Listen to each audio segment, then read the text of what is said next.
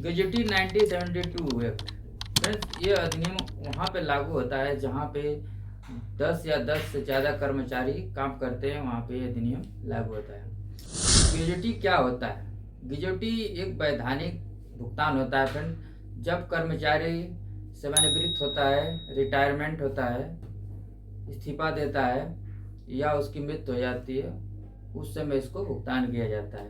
भुगतान कर्मचारी का अंतिम वेतन और उसने कितना समय उस कंपनी में व्यतीत किया, इस सब जोड़कर उसकी गणना की जाती है। ग्रेजुटी का मुख्य उद्देश्य होता है, कर्मचारी जब किसी कंपनी में काम करता है तो लंबे समय तक उस कंपनी में काम करता है, तो उसकी सेवा के बदले में उसको एक जो वित्तीय सहायता प्रदान की जाती है, उसे ही हम ग्रेजुटी कहते हैं। तो फ्रेंड्स, अब हम ग्रेजुटी समझ गए। अब हम बात करेंगे ग्रेजुटी की गणना कैसे करते हैं, इसको कैलकुलेट कैसे करते हैं, इसमें कौन सा फार्मूला लगता है, उसके बाद न्यू अपडेट क्या है, इसको सब हम वीडियो में समझेंगे। तो फ्रेंड्स, अब चलते हैं बोर्ड पे। तो पहले एक रिक्वेस्ट है फ्रेंड्स, आप मेरे चैनल पर पहली बार आए हैं तो मेरे चैनल को लाइक और सब्सक्राइब जरूर करें फ्रेंड्स, जिससे आपको नई नई अपडेट मिलती रहे फ्रेंड्स। अब चलते हैं ब्लैक बोर्ड पे और फ्रेंड्स समझते हैं। अब हम बोर्ड पे आ गए हैं। बोर्ड पे पहले हम ग्रेजुटी का फार्मूला लिखेंगे। तो ग्रेजुटी का जो फार्मूला होता है, ग्रेजुटी इक्वल टू अंतिम सैलरी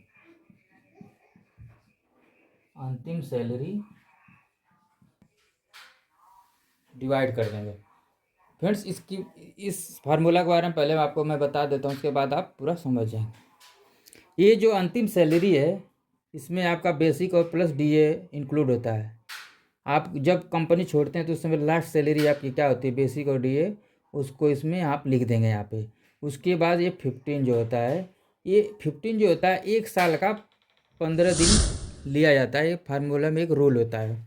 और कंपनी में कितने साल आपने काम किया है, तो आपने अगर कंपनी में 10 साल काम किया है तो यहाँ पे 10 साल लिख देंगे और ये फार्मूला ये लगा रहेगा। अंतिम सैलरी आपकी मान लो जो भी रहेगा वो यहाँ लिख देंगे और टोटल को मल्टीप्लाई करके 26 से हम भाग दे देंगे। ये है फ्रेंड्स फार्मूला। अब इस फार्मूला पे मैं आपको एक उदाहरण देकर आपको समझाऊंगा, जिससे आप समझ जाएंगे। तो फ्रेंड्स, अब चलते हैं, पहले उदाहरण को लिखते हैं। मान लीजिए राम की सैलरी 30,000 है प्लस डीए। इसकी सैलरी 30,000 है और उसने 10 साल उसने वर्क किया कंपनी में, तो उसका टोटल कैसे निकलेगा? राम ने किसी कंपनी में काम किया 10 साल और उसकी जो लास्ट सैलरी थी वो 30,000 थी। तो फ्रेंड, इसको कैसे हम कैलकुलेट करें? तो फार्मूला में ऐसे ही रखेंगे। तो राम की सैलरी देखिए 30,000 गुणे, फार्मूला में 15 दिन था, उसने 10 साल काम किया और डिवाइड बाई 26। 26 क्यों लिया जाता है फ्रेंड्स?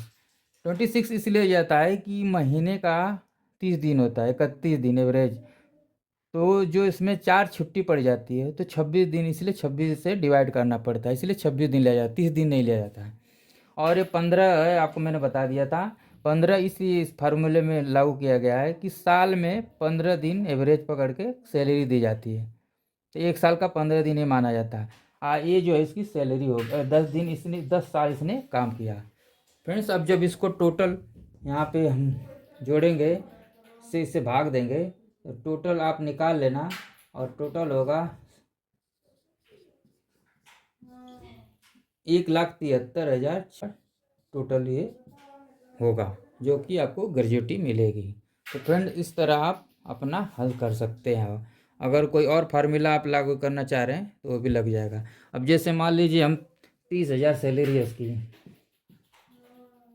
गुणे 15 और उसने सिर्फ 5 साल काम किया, फिर डिवाइड बाई 26। ये दूसरा, ये पहला उदाहरण है, ये दूसरा उदाहरण फ्रेंड्स। इसके बाद ये आप टोटल कैलकुलेट मल्टीप्लाई करने के बाद डिवाइड जब करेंगे 26 से, तो 86,538 रुपया इसका ग्रेजुटी मिलेगा फ्रेंड्स। ऐसे ग्रेजुटी हम निकालते हैं।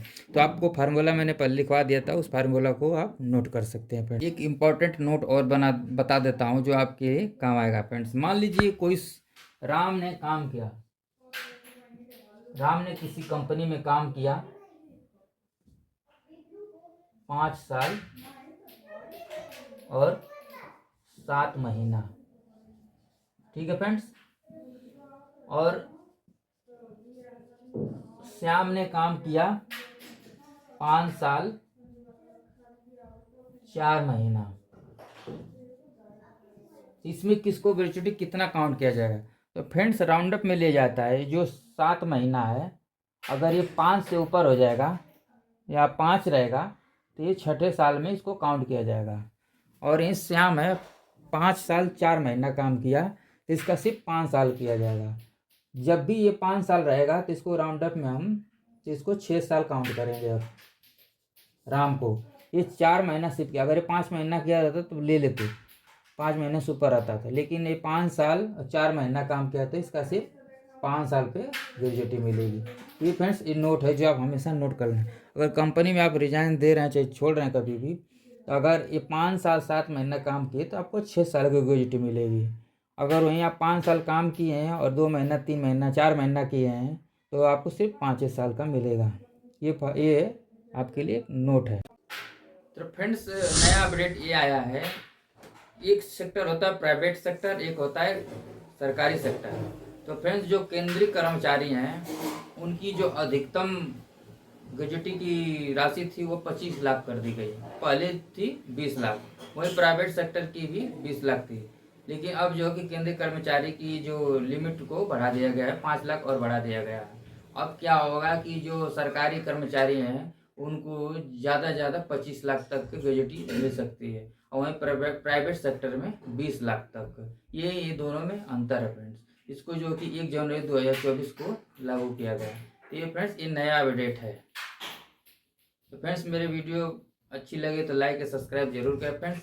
नेक्स्ट वीडियो में तब तक के लिए जय हिंद।